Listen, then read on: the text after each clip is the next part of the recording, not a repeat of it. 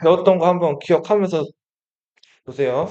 선사시대와 역사시대를 가르는 기준, 문자, 그죠? 문자 이전을 선사, 문자 이후를 역사, 그죠? 이거 숙제 해오라고 그랬잖아요. 지금 안 쓰셨으면 보세요. 쓰면서 보세요. 네, 그것도 같이 하시면 돼요, 앞으로. 자, 고석기에서 신석기 시대로 넘어갈 때 뭐가 시작됐어요? 그죠? 신석기 혁명이라고도 한다 그랬죠? 신석기에서 청동기 시대로 넘어갈 때 결정적인 변화? 계급이라는 게 생겨서 청동이랑 금속이 사용됐다는 것도 있지만 잉여 생산물이 이제 생기면서 많이 가진 사람, 못 가진 사람 계급이 생겼다 그랬죠? 구석기 시대는 수렵, 채집, 어로. 자, 신석기 시대 때부터 옷을 이제 해 입었죠. 뭘로? 가락바퀴랑 그렇죠. 뼈바늘. 주생활. 구석기 시대 사람들 어디 살았어요? 임시로 막을 쳐가지고 만든 집이라 그랬죠? 신석기 시대 사람들은 어디 살았죠? 음집. 반지하 움집에 살았죠. 도구. 큰 돌에서 떼어낸 뗀석기. 대표적인 뗀석기 하면 맞아요. 순배찌르개는 이 나무에 연결하는 그 화살 촉이라고 보시면 된다 그랬죠? 그래서 이렇게 창 던져서 이렇게 그 짐승을 사냥하는 이음 도구라고 보시면 되고 신석기 시대 때부터 뗀석기를 더 개량해서 저 갈아 만든 석기, 간석기 그리고 이제 흙을 구워서 그릇을 만들었어요. 이걸 톡이라고 하고 무슨 톡이? 네. 자, 청동기 시대 사람들 청동으로 농사 못 짓는다 그랬죠? 귀하기도 하고 잘 부러져서 그래서 간석기로 농사를 짓는데 대표적인 간석기 이게 잘 나와요. 청동기 시대 문화재로. 자, 토기는 주둥이가 이렇게 생긴 손잡이 달리고 위송리식 토기. 자, 청동기 사용된 거 비파형 동검 있죠. 그리고 어떤 거울? 거친 무늬 거울. 제사용 도구로 그 팔주령이라고 청동 방울도 있었죠. 자, 철기 시대에 이제 철기가 사용이 되는데 특히 중요한 거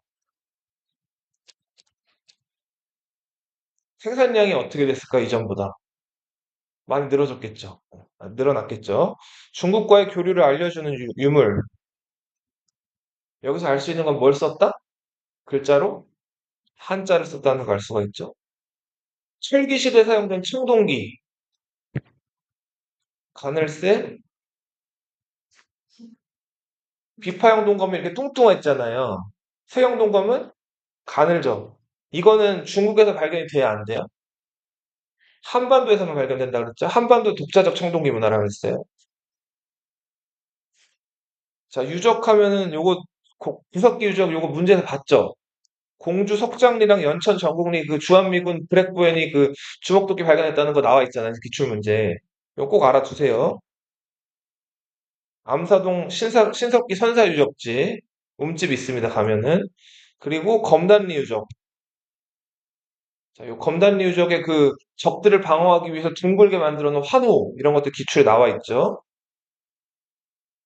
자, 구석기 시대 때는 무리지어서 이동해서 생활을 했는데 신석기 시대 때는 농사를 시작했기 때문에 어떻게 해요, 이제? 정착하게 되죠. 자, 그리고 무슨 사회? 그렇죠. 군장이 등장을 하죠. 그죠? 군장이라고 하면 여러 부족들을 이끄는 그 리더라고 그랬죠?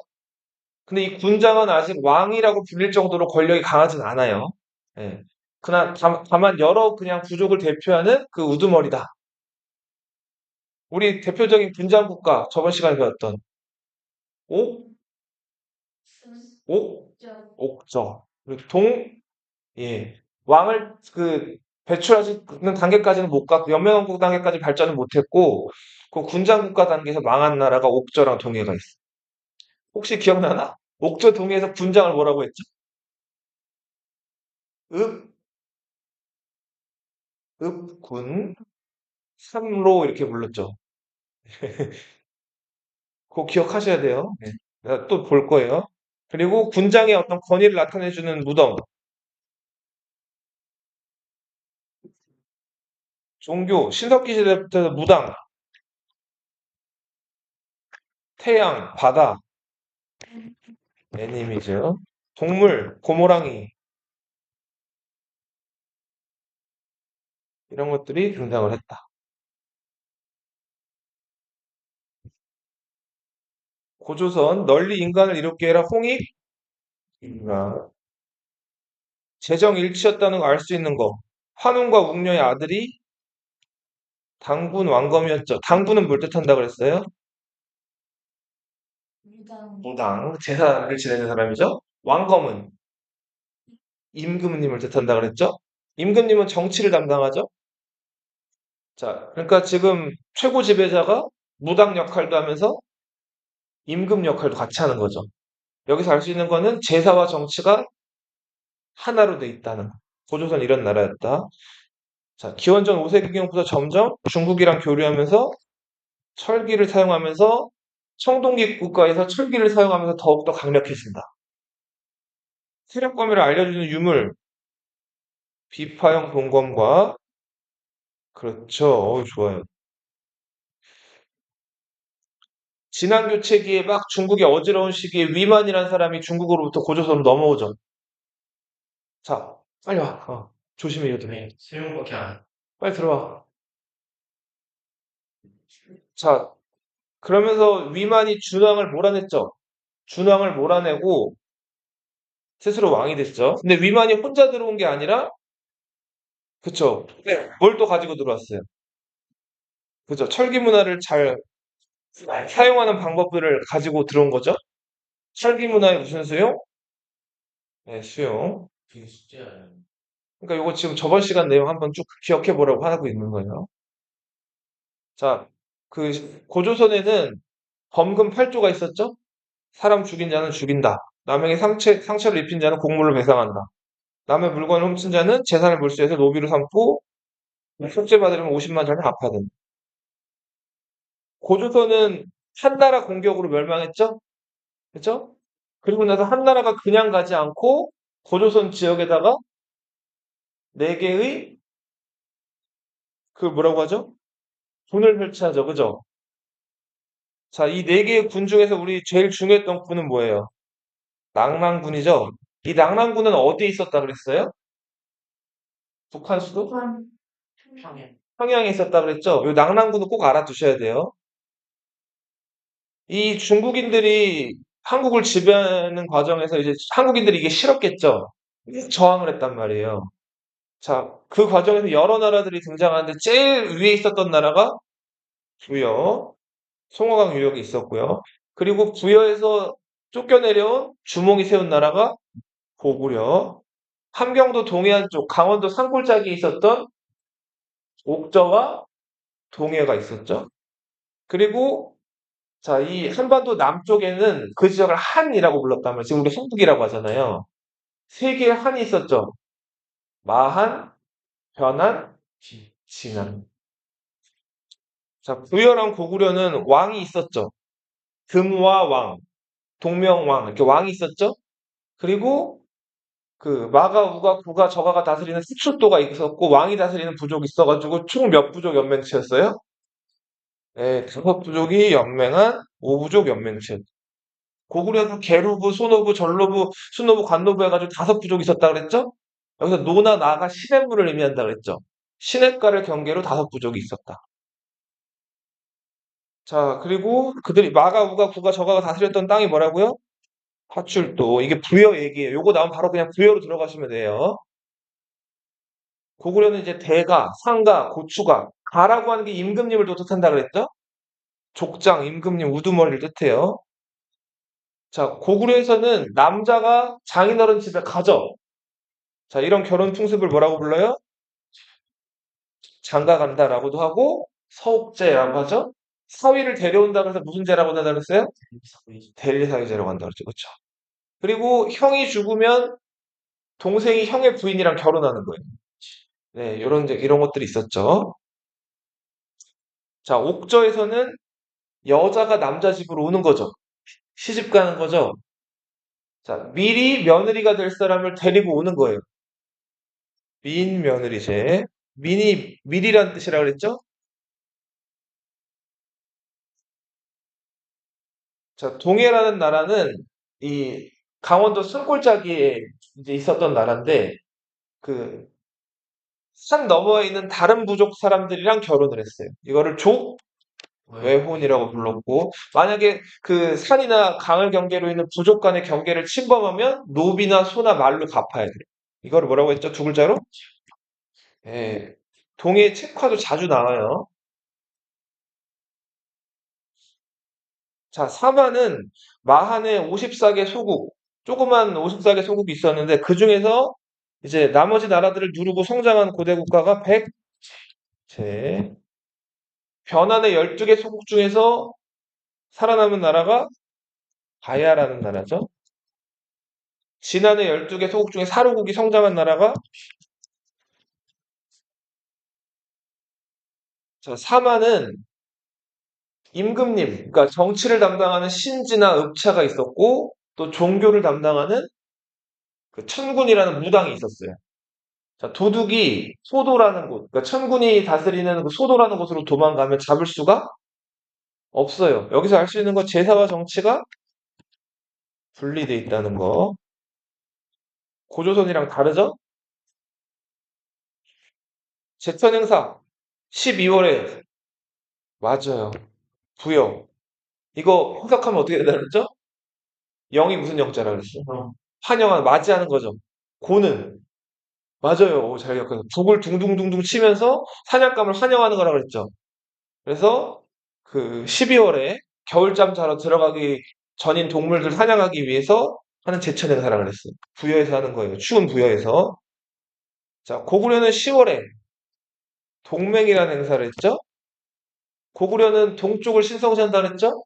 복동대열이라고 하는 그 동굴에서 여러 가들, 고추가 상가 대가 이런 여러 가들이 모여가지고 제가 회의를 하는데 자 10월에는 그 동쪽이라는 곳에 동쪽에서 네, 동맹이라는 추수감사제를 했다. 자 우리 저 동해는 10월에 하늘을 향해서 춤췄다 그랬죠. 무천, 동해. 그리고 삼한, 따뜻한 이제 남쪽에 우리 지금 살고 있는 이 남한에서는 그 계절제를 했는데 씨 뿌리고 나서 농사 잘 되게 해주세요. 5월에 단오. 그리고 10월에 추수하고 나서는 추석 이런 거로 발전하게 되죠. 계절제가 있었죠. 자, 특산물, 동해의 특산물 하면 당궁, 짧은 활이에요. 과일나무 아래를 다릴 수 있을 정도로 다리가 짧은 말. 네, 조랑말을 과하마라고 한다 그랬죠. 물개 가죽, 단어피, 특산물이었다. 동해 이거 잘 나와요. 자, 그리고 저 삼안에서는 특히 변환에는 이게 특산품으로 유명했어요. 변환의 철. 변환해서 나중에 가야가 발전해 나오기 때문에 가야도 특산품은 철이었어요. 가야 부담 발굴해 봤더니 그 철 갑옷, 철 추구, 그리고 그 얼굴, 말도 화살 맞을 수 있잖아요. 말 얼굴을 그 철로 가리는, 그 말 얼굴 가리개도 다 철로 되어 있는 그런 부장품들이 많이 나왔어요. 자, 여기까지 저번 시간에 봤던 내용이고, 오늘부터 이제 삼국시대 볼 거예요. 자, 여기서 흔히 말하는 그 한국사의 무덤이에요, 무덤. 여기서 많이 포기해요, 학생들이. 내용이 좀 많아지기도 하고, 이제 막 외워야 된다는 부담과 함께, 처음에 막, 우리 한국 사람들은 선사시대까지 다 박사예요. 거기까지 잘하다가, 여기서부터 많이 포기를 하는 거예요. 선생님, 최대한, 자세하게, 재밌게 알려줄 테니까, 들어보세요. 네. 우리 신석기 시대 때부터 쭉 이제 이렇게 배워왔는데, 구석기 신석기 시대부터. 신석기 시대 때는 허씨족, 이씨족, 김씨족, 자, 여러 씨족들이 이제 뭐 농사 짓거나 이렇게 모여 살았죠. 그 씨족이 좀 커지면은 뭘 이뤘죠? 부족을 이루게 된 거죠. 자, 그러니까 요런 삶을 살았었죠. 네. 그러다가 그 부족, 여러 부족들이 또 이렇게 하나의 어떤 지도자 밑으로 뭉치게 되죠. 자, 그 여러 부족을 이끄는 리더를 뭐라고 불렀어요? 군장이라고 불렀죠. 치프라고도 한다 그랬죠. 자, 이 군장 국가 단계로 조금씩 발전을 해 나가요. 그 군장은 다른 부족장들보다 좀 더 권력이나 힘이 어땠을까요? 더 강한, 네, 강한 사람이 군장이 됐겠죠? 그러니까 그들을 이끌었을 거 아니에요? 뭐, 식량을 많이 가지고 있거나 아니면은 다른 부족들보다 무기를 더 강력하게 보유하고 있거나. 자, 군장 국가 단계까지 발전한 나라. 옥저나 동해 같은 나라들이 있죠.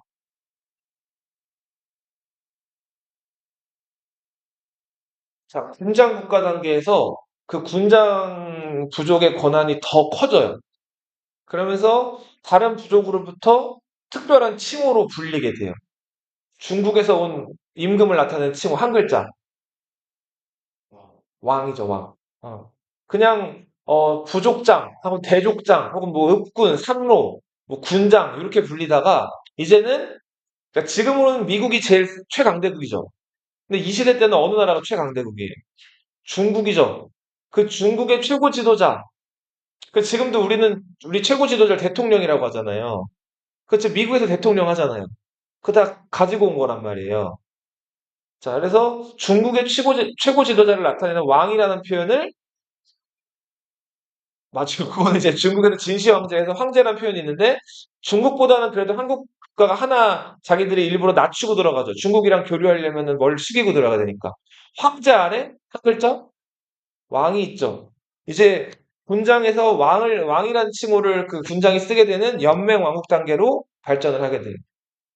연맹 왕국 단계까지 발전한 나라가 부여랑 자, 고구려도 마찬가지. 고구려도 연맹 왕국 단계에 있을 때 고구려는 더 발전을 하고 여기 이 단계에서 끝난 나라가 가야라는 나라가 있어요.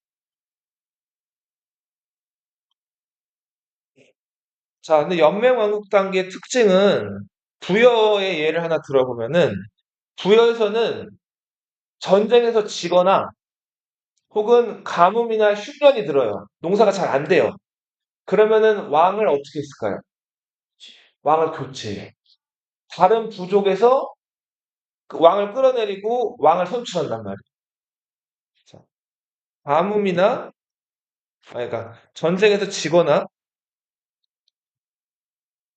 흉년이 들면 왕을 어떻게 한다고요? 교체하는. 여기서 알 수 있는 거 왕권이 강했다, 약했다? 약했다는 거죠.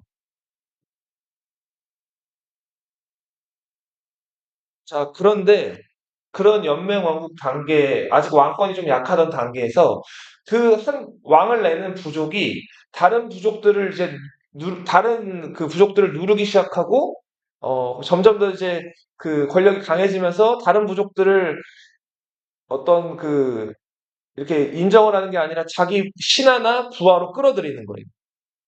그러면서 물론 이들한테는 이제 귀족이라는 그 이제 어떤 뭐 벼슬이라든지 귀족이라는 신분을 주긴 하지만 아무튼 대등하게 왕의 부족이랑 이렇게 있을 때와 달리 여러 부족들을 왕 아래로 끌어들이는 과정들을 거쳐요.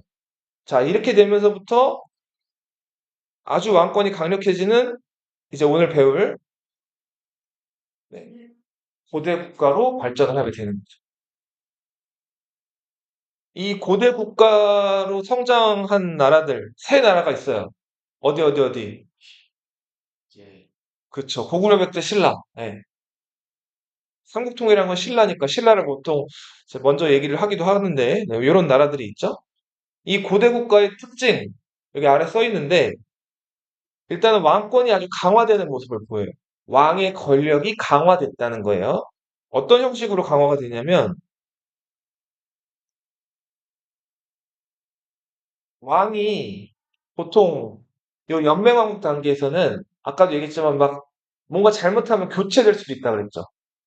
그리고 왕이 죽으면 그 자식이 당연히 왕위를 이어받는 게 아니라 다른 부족에서 왕을 또 선출하기도 하고 왕을 돌아가면서 한단 말이에요. 자, 그런데 요 고대 국가에서는 이제 왕위가 큰 가문에 의해서 독점이 되고 그리고 세습이 이루어지게 돼요. 세습이라는 게 뭐죠? 가져가는. 아버지가 누구에게? 아들에게. 아들은 또 그 아들에게 왕위를 물려주는 거. 왕권이 약했을 때는 이게 불가능했는데 고대 국가 단계로 발전하면서 왕권이 강해지는 과정에서는 점점 다른 부족들을 다 눌러버리고 한 부족에서 왕위를 계속 독점하는. 그걸 뭐라고 한다고 물려주는 거를 세습이라고. 그리고 요것도 그냥 알아두세요. 요런 변화도 또 생기는데 요즘에 권력이라고 할 수 있는 거, 뭐 옛날에도 마찬가지였지만 돈이죠, 돈. 예. 자, 너희 부모님들 언젠가는 오래 사시겠지만 돌아가시겠죠. 자, 돌아가시면은 그 부모님들이 가지고 있던 돈 다 누구한테 물려줘요? 그죠? 동생이나 형제가 없나? 있어요. 예. 아무튼 그 자식들에게 물려주겠죠. 그죠? 근데 만약에 좀 생각하기 끔찍한 상상일 수도 있는데 그 돈을 부모님도 형제 있어요? 부모님도 혼자예요? 예. 아버지의 남자 형제들 있어요? 여자 형제 있어요. 아버지 남자 형제 있는 경우에 아버지가 돌아가실 때 아버지 재산을 아버지 형제들이 가져간다고 생각해봐요. 그럼 기분 좋은 일이 아니죠? 자, 근데 봐요. 아버지 형제들이 너희보다 나이도 많죠? 삼촌들이. 당연한 거죠. 그죠? 나이가 많다는 거는 사회에서 이거저거 경험도 더 많겠죠? 그리고 너희가 가진 인간관계라든지 뭐 이런 것들보다 그 사람들 더 오래 살았기 때문에 인간관계나 이런 것들이 더 좀 뭐랄까, 더 이렇게 많겠죠? 노련할 거 아니에요, 더. 그죠? 자, 그러다 보니까 그 삼촌 그룹이 그 아버지로부터 이어져 와야 될 그 재산을 자식에게 못 물려주고 그 삼촌 그룹들이 그 권력이나 재산 같은 것들을 가져가기도 했다. 이게 왕조 초기에서 그런 모습이 나타나거든요. 그런데 너희 아버지가 삼촌들을 더 동생들을 더 사랑해, 너희들을 더 사랑하겠어요. 당연히 자식들을 더 사랑하겠죠. 근데 자식에게 물려주고 싶은데 왕의 힘이 없을 때는 어쩔 수 없이 그 힘이 셌던 동생들에게 그 왕자를 물려주거나 할 수밖에 없었단 말이에요, 초기에는. 그러던 게 이제는 왕권이 강해지면서 형제에서 자식에게로 왕위가 넘어오는 그런 변화들이 나타나기도 해요.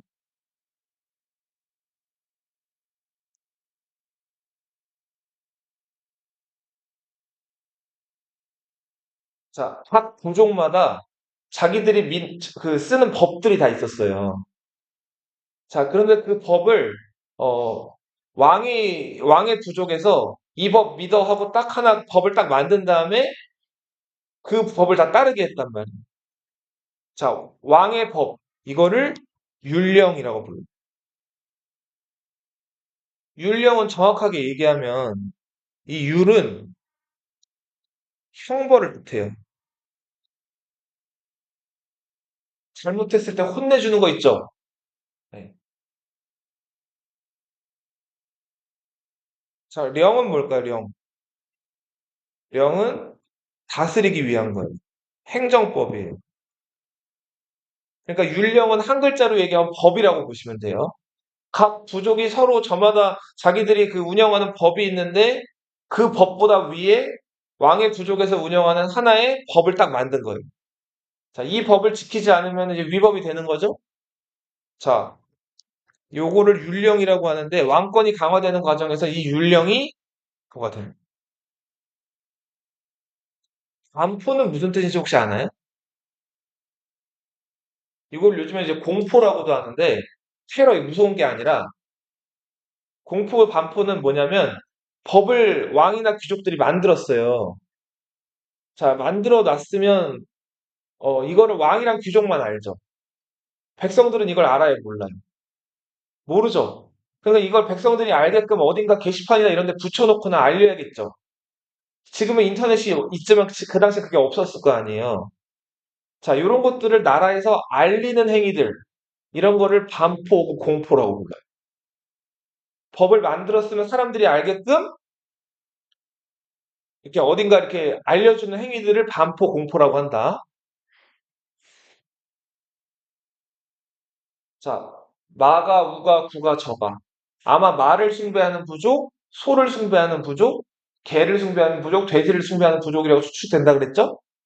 자, 그런데 그 각 부족이 믿는 신이나 섬기는 것들이 다 달랐는데, 자, 외국에서 들어온, 특히 인도에서 생긴 아주 수준 높고 교리 면에서나 교단 면에서나 여러 가지 면에서 수준 높고 세련된 시- 그 종교를 하나 들여온단 말이에요. 자, 부처를 중심으로 하는 어떤 종교가 들어온다? 불교가 들어와요. 자, 불교 개념에 대해서 뭐 간단하게만 하나 얘기를 하자면 이 불이 무슨 불자예요? 부처님 불자예요. 어. 자, 부처님 불자인데 부처님이 어떻게 보면 보리수 나무 아래서 이제 깨달음을 얻으신 후에 그 제자들과 부처님의 말씀을 이제 정리한 것들이 이제 그 교리가 되면서 만들어진 종교가 불교인데 이 불교의 교리 하나만 얘기를 하자면 불교는 그 사람이 죽으면 어떻게 된다고 혹시 알고 있니? 어? 맞아요. 다시 태어나요. 어. 다시 태어나는데 이번 생에서 만약에 착한 일을 하고 좋은 일들을 많이 했으면 다음 생에 태어날 때 더 좋은 것들로 태어난다는 거예요. 어. 이렇게 계속 돌고 도는 거. 이걸 윤회라고 해. 뭐라고 부른다? 윤회. 근데 태어날 때 아까도 얘기했듯이 뭐 사람을 많이 죽이거나 나쁜 짓을 했으면 다음 생에 똥오줌으로 태어날 수도 있어요. 그런데 사람을 많이 구하고 좋은 일을 많이 했다 이러면은 더 좋은 어떤 것들로 태어난단 말이에요. 그렇게 자기가 살아생전에 쌓은 어떤 행적이나 이런 것들을 업이라고 불러요. 업.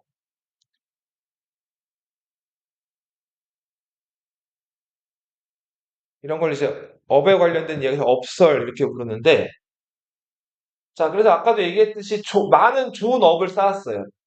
여러 사람들을 구해주고 도와주고 착한 일을 많이 베풀었단 말이에요. 자, 그렇게 되면 다음 생에 가장 높은 신분, 왕으로 태어나는 거. 대표적으로 이제 이런 것들을 그 전생에서 아주 많은 업적을 쌓아가지고 사람들을 뭐 깨달음에 이르게 하고 이렇게 좋은 길로 인도했던 사람이 부처님이죠. 예. 자, 이 왕들은 이렇게 얘기해요. 내가 왕으로 태어난 이유는 전생에 뭐였기 때문에? 부처님이었다는 거예요. 그래서 이런 이념이 또 나오죠. 왕은 곧 뭐다? 전생에 부처였다. 그러니까 전생에 부처님이었던 나를 어떻게 하라는 거예요? 숭배하고 따르라는 거죠. 예.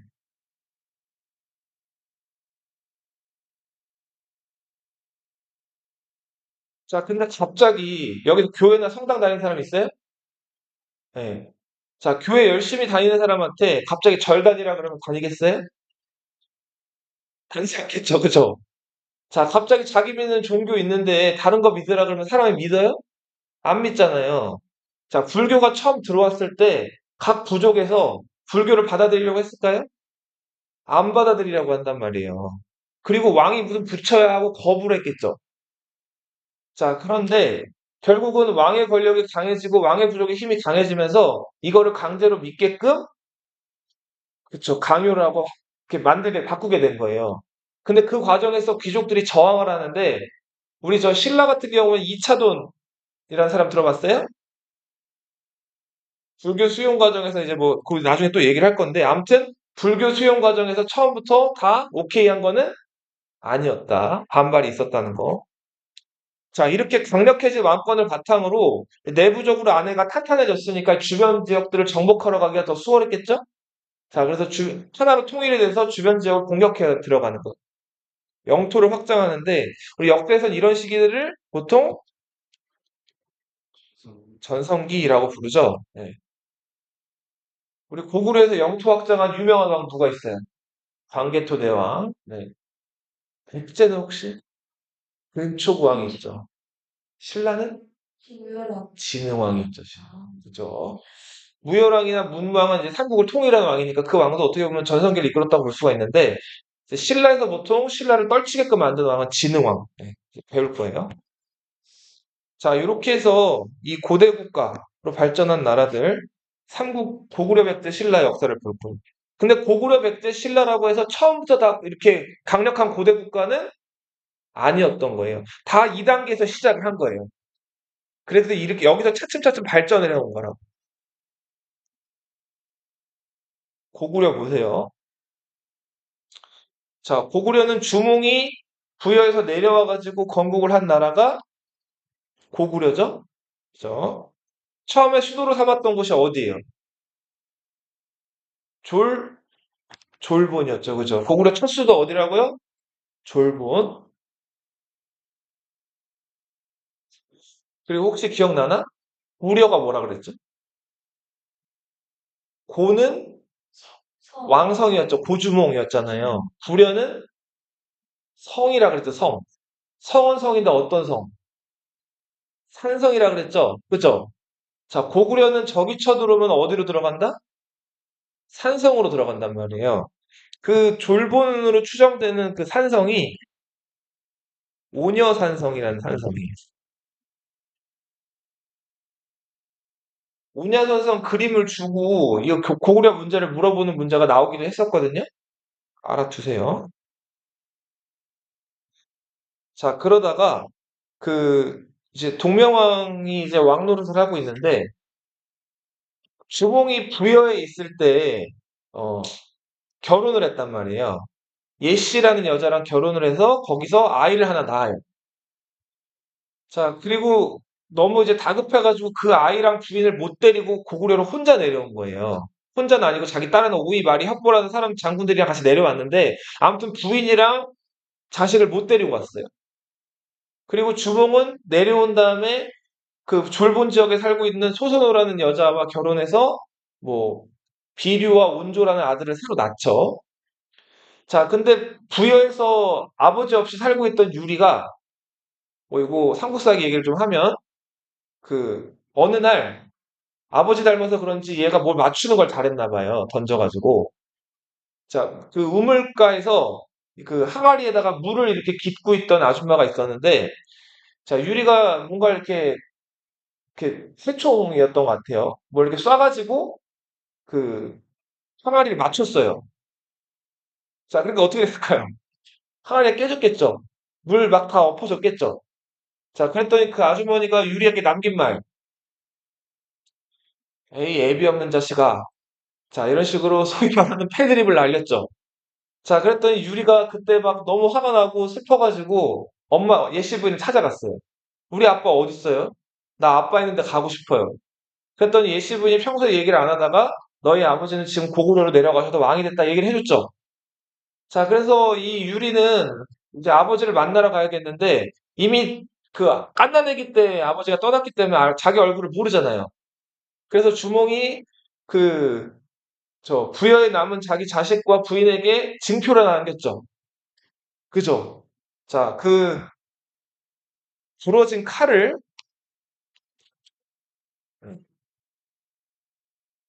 부여에 남기고 갔단 말이에요. 그죠? 근데 부러진 칼이 어디에 있는지를 정확하게 얘기를 안 해주고 수수께끼라도 남기고 갔죠. 일곱 모가 난 돌. 일곱 모면은 모가 일곱 개 있으면 몇 각형이에요? 칠각형이죠. 일곱 모가 난 돌 위에 있는 소나무가 있는데 그 아래에다가 묻어놨다 이런 얘기, 이런 알쏭달쏭한 얘기를 하고 이제 고구려 내려가 버린 거죠. 자, 그래서 유리가 온갖 부여를 이잡듯이 뒤져도 일곱 모가 난 돌을 찾을 수가 없었어요. 그러다 어느 날, 이거 포기해야 되나 하고 그 집에 이렇게 대들보 여기 기둥에 기대가지고 이렇게 앉아서 쉬고 있는데 그 기둥 아래를 내려다봤더니 주춧돌이 몇각형이었어요. 칠각형이었죠. 그리고 자기가 기대고 있던 그 기둥이 소나무였던 거예요. 여기였구나. 자, 그래서 그 아래를 파봤더니 아버지가 남긴 부러진 칼 조각이 있었죠. 그래서 그 칼을 들고 이제 유리가 고구려로 내려오죠. 자, 그리고는 아버지를 만나죠. 자, 그리고 아버지가 가지고 있던 칼이랑 맞춰봤더니 꼭 맞았단 말이에요. 자, 이렇게 해서 그 유리가 그 주몽의 태자가 되죠. 주몽의 뒤를 이을. 그리고 하나 더 얘기를 하면 이때 주몽이 이제 졸본에 내려와서 소소노란 여자랑 결혼해서 새로 아들을 또 둘 낳았다 그랬죠. 그 아들이 비류와 온조였죠. 비류랑 온조는 불러 들어온 돌, 그러니까 유리가 내려오니까 입지가 좁아졌죠. 그 유리가 태자가 돼버렸단 말이에요. 그래서 어머니 소소노를 모시고 어디를 가죠? 남쪽으로 내려가죠. 강 건너고 바다 건너요. 건널 제자예요. 자, 이때 비류랑 온조를 열 사람이 따랐다 그래요. 자, 그래서 10이라는 명칭이 붙죠. 자, 처음에 십제라는 이름으로 지금의 여기 서울 지역에다가 나라를 건국하죠, 온조가. 그죠? 그러다 만백성이 따랐다 그래서 나중에 국호가 뭐가 돼요? 백제라고 바뀌게 되죠?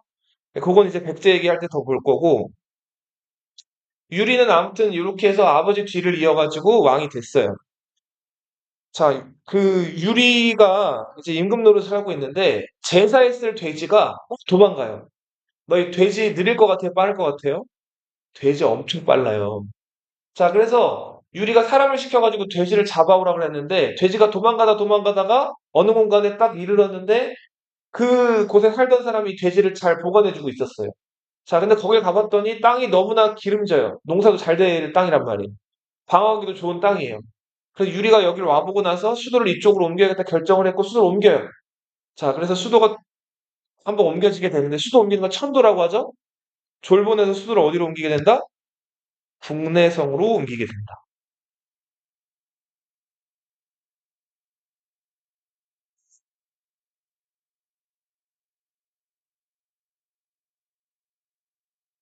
유리 왕에게는 부인이 둘 있었어요. 첫 번째 부인이 화희. 이 사람은 고구려 여자예요. 두 번째 부인은 치희라는 여자였어요. 희라는 말이 여자라는 뜻이 있거든요. 화희와 치희. 자, 그런데 부인이 둘이니까 그 부인 둘이 사이가 좋았을까요? 그렇죠. 남편은 하나인데 부인이 둘이어봐요. 남편의 사랑을 놓고 경쟁을 하겠죠. 사이가 안 좋았단 말이에요. 그래서 화희와 치희가 싸우다가 한 번은 그 유리왕이 사냥을 나갔는데 또 심하게 싸우고 치희가 좀 뭐랄까 많이 스트레스를 받았던 것 같아요. 치희는 중국 한나라 여자였는데 치희가 그 화희의 어떤 등살을 못 견디고 자기 고향으로 돌아가 버린단 말이에요. 자, 유리왕이 사냥 갔다 돌아와 보니까 자기 두 번째 부인인 치희가 돌아가 버렸대요, 고향으로. 자, 그래서 한나라로 가서 그 부인을 데려오려고 해요. 근데 그 부인은 돌아가겠대요, 안 돌아가겠대요? 안 돌아가겠대요. 슬펐겠죠? 자, 그래서 이제 어쩔 수 없이 이제 힘이 빠져가지고 돌아오는데 돌아오는 길에 그 나무 기둥에 기대가지고 이렇게 앉아서 쉬고 있는데 노란 새 두 마리가 짹짹거리면서 서로 이제 암수 한 쌍이 막 놀고 있는 거예요. 예. 자, 그 노란 새, 홍조라고 하죠. 새 조자죠. 이 노란 새가 뭘까요? 어떤 새일까요? 꾀꼴?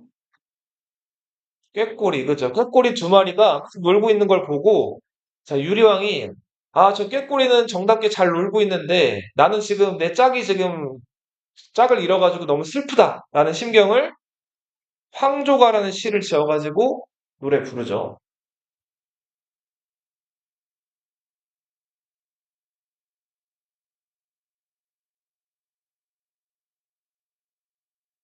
유리왕의 태자, 그러니까 유리왕의 뒤를 이을 유리왕의 아들이 해명이라는 사람이었어요. 해명이 능력은 좀 있는 사람이었는데 문제는 조금 오만했어요. 그렇죠. 거만, 오만, 에로건트했어요. 자, 그러다가 고구려 옆에 황룡국이라는 조그만 나라가 있었는데 그 황룡국 왕이 선물로 활을 보내온 거예요. 자, 근데 해명태자가 힘 자랑한다고 지금 힘이 좀 셌거든요. 이 활을 구부려가지고 어떻게 했을까요? 부러뜨려 버린단 말이에요. 자, 나라 대 나라 간에 명품 이렇게 선물 주고받은 건데 그거를 부러뜨려 버렸어요. 큰 잘못이죠. 유리왕이 극대노했어요. 아니, 지가 뭐라고 그 화를 부러뜨려 하고 화를 많이 냈단 말이에요. 자, 그래서 이 유리왕이 해명태자를 황룡국에 보내가지고 이 알아서 처리하라고 했어요. 근데 황룡국 입장에서는 고구려가 힘이 더 센 나라니까 눈치 보이죠. 그러니까 이 고구려 태자를 죽일 수 있어요, 없어요? 없죠. 그래서 해명을 다시 고구려로 보낸단 말이에요. 그랬더니 해명이 어떻게 했을까요? 부끄럽고 수치스럽죠. 그죠? 자기가 잘못했다는 걸 느껴가지고 평원, 그 초원에 가가지고 여기다 창을 꽂아놔요. 자, 그 다음에 말을 타요. 자, 말을 타고 가서 그 꽂아놓은 창에다 어떻게 했을까요? 다이빙을 해요. 자, 그렇게 해서 창이 몸을 뚫었겠죠? 자살을 하죠. 이렇게 해명태자가 목숨을 잃게 된다. 네. 어리석죠. 네. 그 해명태자의 뒤를 이어가지고 이제 무휼이라는 왕자가 등장하는데 이 무휼이라는 왕자는 고구려가 이제 주몽이 내려온 이후부터 부여랑 계속 전쟁을 벌이거든요. 부여와의 전쟁에서 많은 공을 세운 영웅적인 왕자였어요. 그래서 아버지 유리왕의 뒤를 이어서 왕이 되는데 그 유리왕의 뒤를 이어서 무유리 왕이 되는데 그 왕이 대무신 왕이다. 여기 제가 다 쓰진 않았어요. 자, 그렇게 대무신 왕까지 이어지고 뭐 이후에 민중왕, 모본왕 여러 왕들이 다 있어요. 근데 그 왕을 다 읽을 시간이 좀 부족하기 때문에 자, 이제 태조 왕이라는 왕이 등장을 해요. 자, 근데 태조라는 이름 우리 좀 어디서 들어봤죠? 태조 왕건, 태조 이성계, 그죠? 고려 건국한 임금한테 태조라는 묘호를 주잖아요. 조선 건국한 이성계한테도 태조라는 묘호를 주죠. 자, 나라를 세운 사람들한테 붙여지는 칭호인데 이 왕 앞에 태조라는 명칭이 붙었어요. 왜 이런 게 붙었을까요? 고구려는 계루부부터 뭐 소노부 이거 안 쓰셔도 돼요. 전로부, 순노부, 관노부 이렇게 몇 부족 연맹체였어요. 5부족 연맹체였죠. 자, 그러다가 요 태조왕 때에 이르러서 다른 부족들을 누르고 오로지 게르부의 고씨가 왕위를 독점하게 돼요. 예. 자, 그래서 여기서의 태조의 의미는 게르부가 이제 고구려의 이제 왕족이 됐다. 고구려의 왕위를 독점하게 됐다. 이런 것들을 기념하는 의미에서 태조가 붙었다고 보시면 돼요. 예. 그 이전까지는 아마 기록되어 있지는 않지만 특히 요 게르부의 라이벌 부족이었던 소노부라든지 요런 부족에서 요런 부족은 또 해시거든요. 왕위를 아마 돌아가면서 하지 않았을까라고 학자들이 추측을 해요. 이렇게 출제되지는 않고 자, 아무튼 요 태조왕 무렵부터 게르부의 고씨가 왕위를 독점하게 된다. 그리고 태조왕 때는 계속 고구려 앞에서 고구려가 이제 소위 말해서 삥을 뜯어먹던 그 옥저라는 조그만 나라 있죠? 옥저를 정복해요. 잘 나와요. 태조왕 때 어디를 정복한다고요? 옥저를 정복합니다. 그리고 쭉 시간이 흘러서 고국 천왕 때 네. 자, 지금 보면 이때 요거 부족적인 성격이 이제 오부가 행정적인 성격 오부로 변했다 이런 얘기가 있는데 이때 수도에 있는 게르부가 중부라고 이름을 바꾸고요. 소노부는 서부, 전로부는 북부, 자, 순노부는 동부, 관노부는 남부 이렇게 바뀐단 말이에요. 자, 계류부가 가운데가 되고 나머지 부족은 뭐가 됐어요? 동서남북이 됐죠. 그죠? 원래 자기네 부족 명칭이 엄연하게 있었는데 이 부족 이름을 못 쓰게 되고 계류부를 중심으로 이들이 동서남북 이렇게 불리게 된 거예요. 왕권이 더 강화되는 모습이죠. 고국천왕 때는 현명한 신하, 을파소란 신하를 국천왕이 잘 썼어요. 고구려에서 재상을 이제 그 국상이라고 부르는데 을파소라는 뛰어난 국상이 있었어요. 당시 이제 보통 우리 가을에 추수하죠, 10월에. 가을에 추수하면은 그거 곡식이 많아지겠죠? 그럼 그 곡식을 보통 다음 추수할 때까지 버텨야 되잖아요. 근데 그 곡식이 언제쯤 떨어질까요, 보통? 겨울 지나고 3, 4월 되면 보통 그 곡식이 떨어진단 말이에요. 그러면은 이제 뭐 먹고 살아요? 원래대로는 죽어야 되는데 죽을 수 없으니까 뭐 산이나 들에 나가가지고 나물 같은 거 채집해 먹거나 아니면 뭐 사냥도 좀 하거나 물고기를 잡거나 아무튼 굉장히 뭐 먹고 살기 어려웠겠죠. 그래서 그 봄 되면 굶어 죽는 사람이 많았단 말이에요. 그래서 식량이 부족한 봄에 곡식을 빌려줘요. 봄춘자죠? 대출해 주는 거예요. 그리고 나라에서 공짜로 빌려주면은 나라가 망하죠. 그러니까 가을에 추수했을 때 이자를 받는 거예요. 조금만. 가을 추자, 납부하다. 이자를 납부한다. 춘대추납에 진대법이라는 제도를 실시해요. 봄에 곡식을 빌려주고 가을에 이자를 받아서 갚게 하는. 자, 진대법 잘 나와요. 기억해 주세요.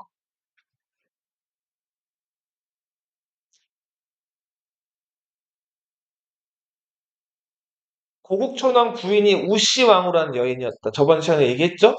그 우씨왕후가 그쵸. 고국천왕이 죽었을 때 아이가 없었잖아요.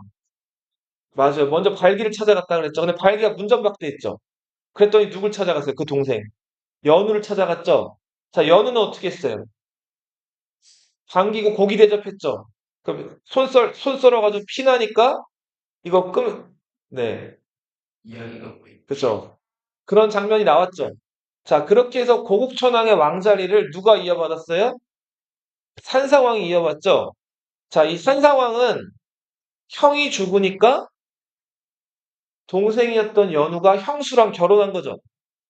형이 죽으면 동생이 형수랑 결혼하는 거 이거 무슨 제도라고 그랬죠? 형사취득제. 그리고 보세요. 고국천왕이 산상왕한테 왕위를 물려줬어요. 이거는 형제 계승이에요, 부자 계승이에요? 형제 계승이죠, 그죠? 그죠? 자, 그런데 이제 요 무렵부터 산상왕이 자기 아들이었던 동천왕에게 왕자를 물려준단 말이에요. 이때부터는 계속 보통 아들대로 이게 왕위가 물려가게 돼요. 그래서 이때부터 왕위 세습이 일어났다. 이전에 형제에서 이제는 부자, 아들에서 아버지로 왕위가 이어지게 됐다. 3세기 고구려는 위기의 시기였어요. 여기 보시면은 동천왕, 중천왕, 서천왕 다 요 무렵에 요거 앞으로 한국에서 배울 텐데 중국이 분열돼 있고 흩어져 있으면 한국은 유리하겠죠. 근데 중국이 만약에 하나로 통일되거나 뭉쳐지면 어떻게 될까요? 그러면 불리하고 걔네가 한국을 위협하기 때문에 항상 위험해진단 말이에요. 자, 요 3세기는 중국이 위나라, 총나라, 오나라로 나눠져 있다가 이때 힘이 제일 셌던 나라가 위나라란 말이에요. 위나라가 점점 힘이 커지면서 나머지 나라들을 압도하기 시작을 해요. 그죠? 맞아요. 중국의 삼국지 들어봤죠? 조조, 그죠? 위나라 조조, 총나라 유비, 오나라 손권. 자, 근데 그 위나라가 이제 점점 이 총나라, 오나라를 누를 정도로 힘이 강해지고 통일할 움직임이 보인단 말이에요. 그 위나라에서 관구검이란 장군을 보내요. 처음에는 동천왕이 이끄는 고구려 군대가 관구검의 군대를 무찔렀어요. 그리고 동천왕이 방심을 했어요. 별거 아니네. 자, 근데 관구검이 자, 이를 악물고 자, 군대를 10,000명 딱 모아가지고 방진, 사각형으로 이제 진을 짜가지고 고구려 군대를 기습을 했단 말이에요. 자, 기습에 당황한 고구려 군대가 완패를 당했어요. 동천왕이 도망가다가 그 동천왕이 막 도망을 가게 되고 광구검이 고구려 수도 국내성을 함락시킨단 말이에요. 수도를 어떻게 했다고요? 수도를 뺏긴 거예요. 자, 동천왕은 저 옥저랑까지 도망을 갔다가 겨우겨우 그 충성스러운 신하들 도움으로 자, 위나라 군대를 다시 물리치고 다시 그 수도로 컴백할 수가 있었어요. 자, 수도를 한번 뺏겼다는 거는 나라가 굉장히 위기였다는 거죠. 자, 이렇게 그 왕실이 수도를 뺏기고 막 쫓겨다니니까 그 왕자리를 노리는 귀족들이나 다른 왕족들이 생겨요. 그래서 예물과 사구 같은 왕족들, 귀족들의 반란이 있기도 했었고, 자, 그래서 여러 가지로 위기를 겪었던 게 요 3세기의 고구려 시기다. 자, 그러다가 이 봉상왕이라는 왕, 이 왕은 고구려의 유명한 폭군이에요. 네. 자기보다 능력이 좀 뛰어나 보이는 왕족들, 자기 자리를 위협할 수 있는 왕족들을 죄 없는 사람들을 잡아다가 막 죽이기도 하고, 신하들 말 안 듣고 무리하게 막 공사해서 화려한 것들 지어놓고 백성들 괴롭히고 했던 왕이란 말이에요. 이 봉상왕이 창졸이라는 신하의 정변이라는 게 뭐죠? 아래 있던 신하들이 반란을 일으켜가지고 위에 임금을 몰아내는 것들, 이런 것들을 정변이라고 한단 말이에요. 정변을 일으켜가지고 봉상왕을 제거해요. 요거 하나만 또 알아두세요. 신하가 임금을 죽이는 거를 뭐라고 부를까요? 죽이는 거. 죽이는 거 그 자체를. 보통은 살해라고 하죠. 근데 신하가 임금을 죽이는 건 좀 다르게 표현하거든요. 시해라고 불러요. 시해. 박정희 대통령 들어봤어요? 박정희 대통령 들어봤어요? 박정희 대통령 부하 손에 총을 맞았죠. 부하한테 죽었잖아요. 그래서 뉴스에서 신문에서 당시에 뭐라고 나왔을까? 박정희 대통령 어떻게 됐다?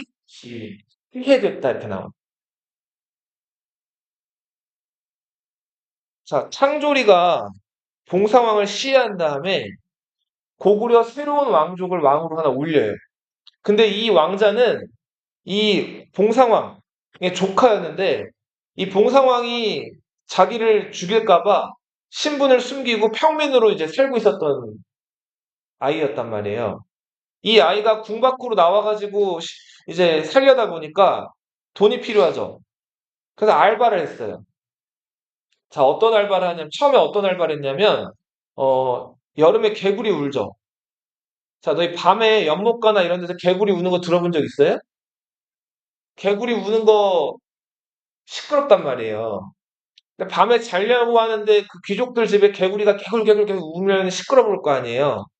그래서 그 귀족 집에 가가지고 밤에 밤새서 안 자고 개구리가 울만 하면 돌 던져가지고 개구리 못 울게 하고 시간 지나면 또 어떻게 해요? 개구리가 또 울겠죠. 그럼 또 돌 던져가지고 개구리 못 울게 하고 그런 알바를 했어요. 굉장히 힘든 알바를 했죠, 왕자가. 자, 그러다가 어느 날 이제 소금을 파는 사람을 만나가지고 소금 장수를 시작을 하게 돼요. 이 소금 장수 역할을 하면서 이제 이렇게 여기저기 왔다 갔다 하면 소금을 파는데 어느 날 하루 여관집에 머물러요. 자려고. 자, 근데 자려고 하는데 당시 이제 그 소금이 귀했기 때문에 자, 소금으로 그 하루 숙박료를 냈단 말이에요. 그 여관집 주인이 할머니였는데 소금을 받고 나서 소금이 귀하기도 했고 그 소금 장수였던 이 아이를 보고 소금을 좀 더 달라 그래요. 근데 소금 장수였던 왕자가 저 소금을 더 줬을까요? 소금을 더 안 준단 말이에요. 그랬더니 그 할머니가 원망을 하죠. 그래서 어떻게 했을까요? 자기 신발을 그 이 왕자가 자고 있을 때 몰래 그 저기 소금 자루에 가져가서 자기 신발을 그 소금 자루 아래다 깊숙이 이렇게 쑤셔 넣죠. 네. 자, 그리고 나서 그 관아에다 신고를 한단 말이에요. 저 제가 저 소금 장수가 내 신발을 도둑질했다. 자, 이렇게 신고를 하죠. 그래서 관청에서 나와가지고 그 왕자의 소금자루를 뒤집어 봤더니 할머니의 신발이 나온 겁니다. 그래서 소금자루를 다 뺏겨버리고, 네. 졸지에 또 가난한 거지가 돼버렸던 이 왕자님. 자, 창조리가 이 왕자님을 찾아가요. 자, 이 왕자님은 이름이 을불이라는 사나이였고, 창조리에 의해서 소금 장수를 하다가 뭐가 됐다? 왕이 되죠. 미천에서 미천왕은 아니고, 요것도 하나 말 나온 김에 얘기를 할게요. 자, 그 고국천, 동천, 중천, 서천, 미천. 이 천은 다 뭘까? 천. 하늘천? 내천자, 내천. 동네서 어딘가를 흐르던 천을 가리켜요. 그리고 그 시냇가 옆에 묻혔기 때문에 자기가 묻힌 곳에 이름을 따가지고 이렇게 네이밍이 된 거예요. 네. 자, 미천왕은 중요한 일을 하나 해요. 요거하고 잠깐 쉽게 보세요.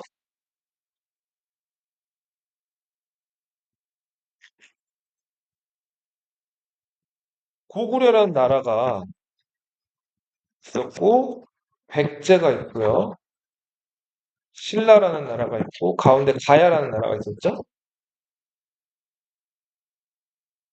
중국, 우리 한나라가 고조선 멸망시킨 다음에 그냥 물러가지 않고 뭐 설치했다 그랬죠? 사군을 설치했다 그랬죠? 우리 그중에서 제일 중요했던 군, 평양에 있었던 낙랑군이었죠. 이 낙랑군이 요 무렵 4세기 초반까지도 한반도에 있었단 말이에요. 자, 이 낙랑군을 미천왕이 공격해 들어가서 중국으로 다 쫓아내버려요. 자, 축출이라고 하는 건 쫓아냈다라는 거예요. 요게 313년이에요.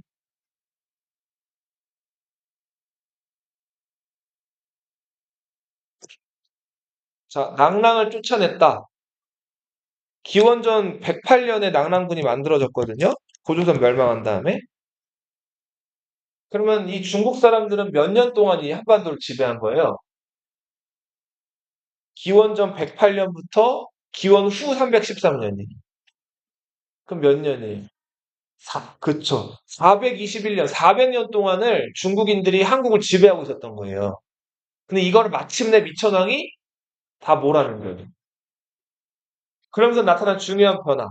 이제 고구려가 평양을 차지하게 됐어요. 낙랑이 있던. 근데 고구려가 이제 어느 나라랑 국경을 맞닿게 돼요. 백제랑 이제 국경을 맞닿게 되죠. 그죠? 자, 근데 안타깝게도 고구려한테 이 일이 그렇게 좋은 일이 아니었어요. 백제라는 나라는 4세기에, 그죠? 근초고왕이라는 그 왕이 등장을 해가지고 전성기를 이제 누리던 시기였단 말이에요. 삼국시대에 영토가 맞닿아 있는데 한 나라가 전성기를 맞이하고 영토를 넓힌다는 건 다른 나라 입장에서는 굉장히 안 좋은 일이죠. 자, 그렇게 해서 계속 북쪽으로 올라오던 백제가 고구려를 공격해 들어온단 말이에요. 그리고 평양에서 이걸 막으려고 그 근초공의 군대를 상대하던 그 고국 원앙이 백제군의 화살을 맞고 목숨을 잃어요. 자, 그렇게 해서 고국 원앙이 전사한다. 어디서 전사했다? 평양. 삼국사기 기록에 의하면은 유시에 의해서 죽었다. 유시가 뭘까요? 유가 흐를 유자예요. 시는 무슨 시자일까요? 시, 화살 시자예요. 자, 고국 원앙이 뭐 맞아서 죽었다고 평양에서 흐르는 화살을 맞고 죽었다. 근초고왕이 보낸 군대에 의해서. 그래서 왜 옛날 한국사 가르치시던 분들은 원통하게 죽었다 해서 고국 원앙 이렇게 기억하라 그랬는데 자, 정확하게 얘기하면 고국원이라고 하는 국내성 어딘가에 있는 들판, 평원을 얘기해. 여기 묻혔기 때문에 고국원하다. 여기까지 하고 잠깐 쉬었다 할게요.